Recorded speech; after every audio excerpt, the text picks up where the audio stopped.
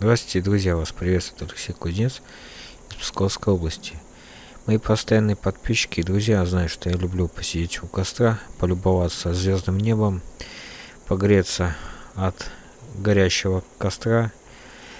В данном ролике этого всего не будет, только будет черное густое небо, раскаты молнии, грома, и в конце полюбуйтесь пламенем костра. Приятного просмотра.